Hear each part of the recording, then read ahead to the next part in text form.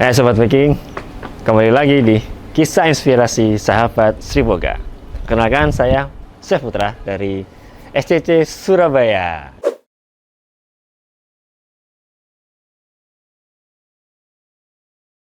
Kali ini kita akan jalan-jalan di kota Surabaya. Nah, di sini kita nemu ini hidden gem di tengah keramaian pusat Surabaya. Nah, ini adalah Dyah Cookies, Sobat Viking.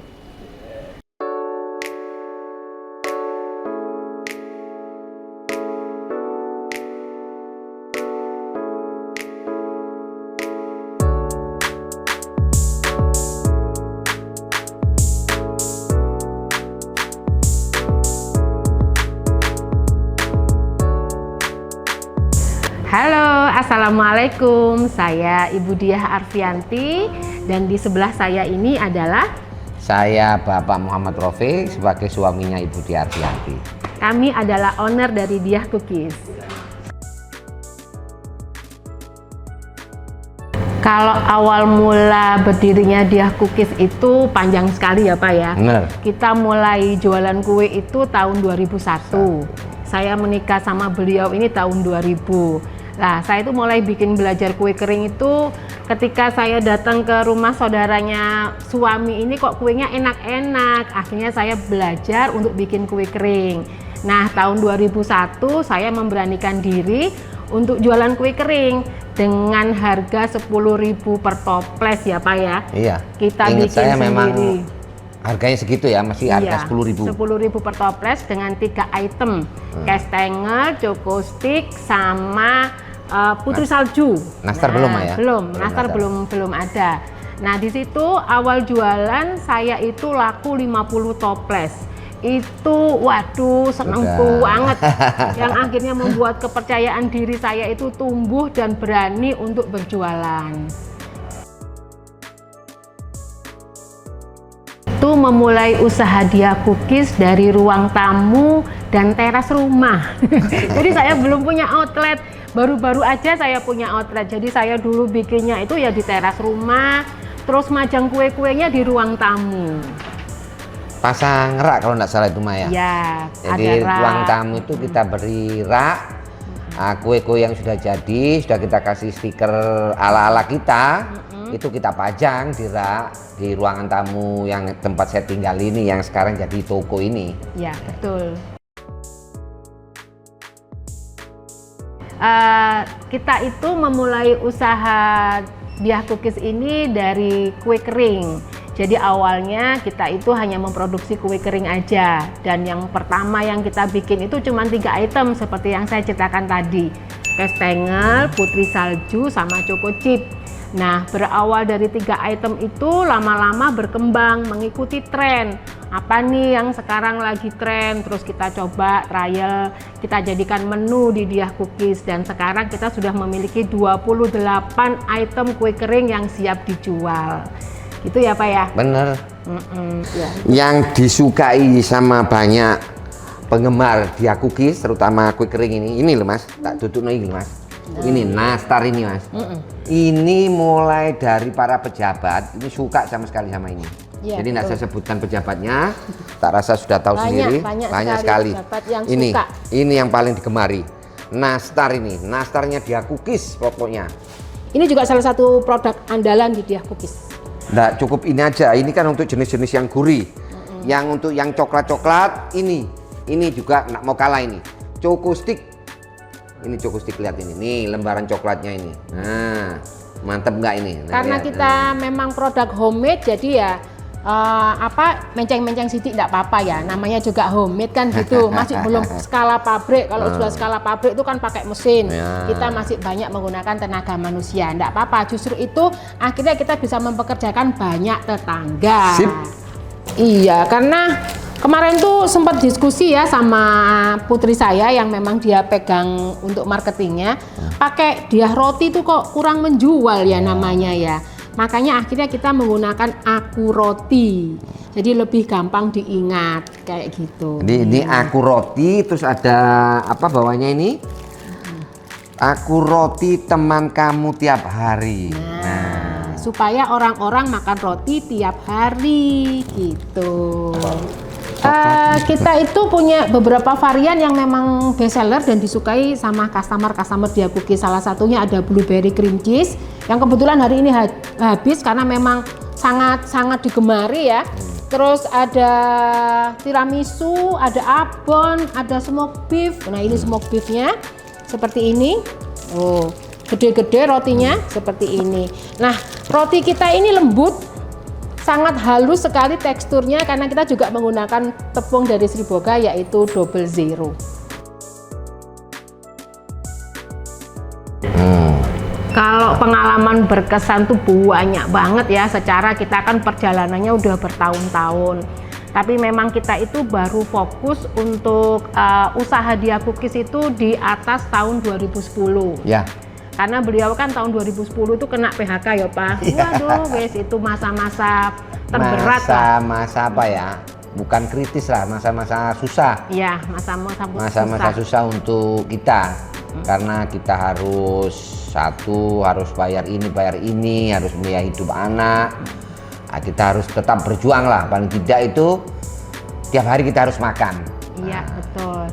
Nah akhirnya justru disitulah kita itu lebih konsisten dan fokus untuk membesarkan usaha Dia Cookies. Dan alhamdulillah sekarang ini tempat ini yang dulunya itu tempat tinggal, sekalian tempat produksi, sekalian toko, pokoknya jadi satu lah ya. Kita tidur berlima, kita bikin kuenya di sini, kita jualannya di sini. Sekarang tempat ini sudah jadi outlet yang ya alhamdulillah lumayan lah ya, seperti itu. Kayaknya pernah ya Ma ya? Iyalah. Nggak tahu, saya nggak namanya. ingat, mungkin istri yang ingat, nggak tahu di tahun berapa itu. Iya. Kita masih hitungannya itu belum jelas, belum ada tata secara rinci mengatur keuangan. Jadi pernah mengalami kue habis, ternyata uangnya juga ikut habis, gitu loh. Bisa-bisa malah masih meninggal hutang. Nah itu sempat saya tanyakan sama istri, jadi sempat ribut kecil lah. Ya, kok ribut bisa kecil gitu? lah, ribut besar Ribut malahan besar, ya. Karena namanya usaha yang dikelola suami istri itu tidaklah mudah. Karena ya namanya konflik, perbedaan pendapat, terus sama-sama capeknya itu biasa terjadi di antara lebih kita. mudah tergesek itu. Iya betul. Nah, Karena waktu itu kan memang masih lebih sering kita tangani sendiri gitu. iya betul. Nah pada saat itu kue kita tuh laris banget, sangat laris alhamdulillah. Tapi kita itu malah nggak pegang uang, utang 10 juta yang untuk modal di temennya bapak ini malah belum selesai. Jadi kita akhirnya duitnya kemana ini, kemana saling menyalahkan. Dan ternyata setelah kita tenang dan mencari tahu kemana uang tersebut, ternyata adalah setiap kali kita pengiriman, setiap kali kita belanja, setiap ada pemasukan dan pengeluaran tidak dicatat, yang akhirnya jadi nggak tahu itu kemana perginya uang. Dan sekarang alhamdulillah kita sudah disiplin secara finansial dan keuangan, dan akhirnya sudah lebih tahu gitu loh hasil dan pemasukan serta pengeluarannya berapa gitu ya Pak ya. Saya itu menggunakan produk Sri Boga itu kalau nggak salah tahun 2023 ya. Awalnya itu saya itu memang mencari tepung yang bisa mengkokohkan produk saya, kue kering, tapi nggak gampang ambiar gitu loh. Nah, saya itu udah lama cari tepung seperti itu, tapi belum ketemu. Nah, saat itu saya berkenalan dengan salah satu sales dan ada chef yang datang ke tempat kami, terus kami diuji coba gitu loh dengan produk tepung yang biasa saya dulu pakai sama produknya Sri Boga. Dan alhamdulillah setelah dengan resep yang sama, waktu yang sama, semuanya sama, tapi hasilnya itu ketika saya menggunakan tepung Sri Boga itu lebih top gitu loh, lebih yang saya inginkan gitu loh. Kastengel saya lebih kokoh, nastar saya lebih kokoh, tapi gak gampang ambiar. Ini yang kastengel? saya ceritakan tadi dulu, kastengel kita itu gampang ngeprul Mas.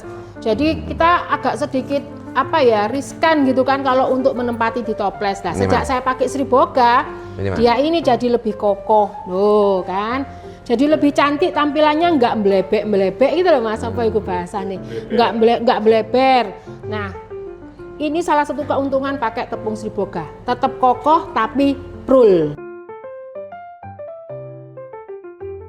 Teman-teman pemula maupun yang udah punya usaha itu harus tetap berani berproses, karena proses itulah yang menjadikan kita itu kuat gitu loh. Kita itu jadi kokoh itu ya karena proses itu yang sudah kita jalanin.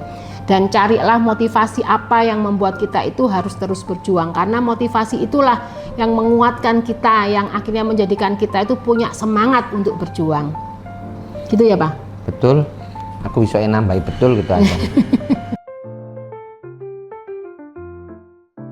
Jadi setelah kita membuat outlet ini Pak ya, ini kan apa ya, toko ini kan gede ya Mas ya.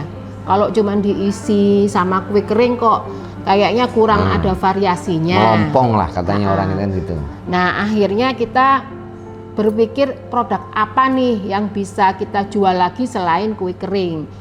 Nah kok ada salah satu teman yang pengen bekerja gitu, baker bisa bikin roti. Nah ya wes lah, ketemulah, klik akhirnya. Jadi hampir 1 tahun kita ini sudah ada varian baru yaitu Aku Roti. Terus setelah itu Aku Roti udah mulai dikenal orang. Nah kemarin ada lagi satu teman lagi yang minta kerja ya Pak ya. Bisa apa? Oh bisa bikin cake. Ya udah kita coba. Akhirnya cake ini baru sekitar 4 bulan ada di Diah Cookies. Nah, jadi alhamdulillah tidak hanya kue kering, tapi ada roti juga ada cake. Kita bertujuan supaya usaha ini nggak hanya menjadi manfaat untuk keluarga aja, keluarga aja, tapi bisa menyerap tenaga kerja lebih banyak lagi, gitu ya Pak ya? Siap. Iya. Kalau dulu Diah Cookies itu untuk kita makan satu keluarga. Untuk kita cari apa ya ngomongnya ya, kita untuk wis kon gak usah ngomong tambah anu kon, tambah ruwet. Iya, meneng kon gak usah ya ngono ae, dulangin ae. Kok tambah kepanjangan. Ya, ayo mana. ini kan sih menarik ya Mas ya. Ini sih menarik. Ya wes ayo. Orang sing alami malah. Ya wes ayo. Ya kon ngomong kok. Ah, kayak iso angel mau itu. Refleks kayak ngene gue. Kalau dulu Diah Cookies itu untuk kita ya Pak, untuk kita makan satu keluarga, suami, anak-anak saya. Kalau sekarang Diah Cookies itu memberi makan banyak keluarga, karena kita sekarang sudah punya pegawai. Sudah mulai banyak ya pegawainya ya. Alhamdulillah kita juga, alhamdulillah bisa berbagi kepada tetangga-tetangga sekitar. Bahkan kita juga bisa membantu saudara seperti itu. Jadi itulah motivasi kita berdua ya Pak ya. Betul, dan betul. Tetap bisa maju, tetap bersemangat untuk berusaha. Karena kita ingin usaha Diah Cookies ini bisa bermanfaat untuk orang banyak. Terima kasih Mbak. Sobat Viking jangan lupa nih, saya juga habis borong nih di Diah Cookies karena cookiesnya sudah terkenal. Yuk, bagi yang main ke Surabaya jangan lupa ya di Diah Cookies. Mampir ke Surabaya jangan lupa ya mampir ke Diah Cookies untuk beli oleh-oleh.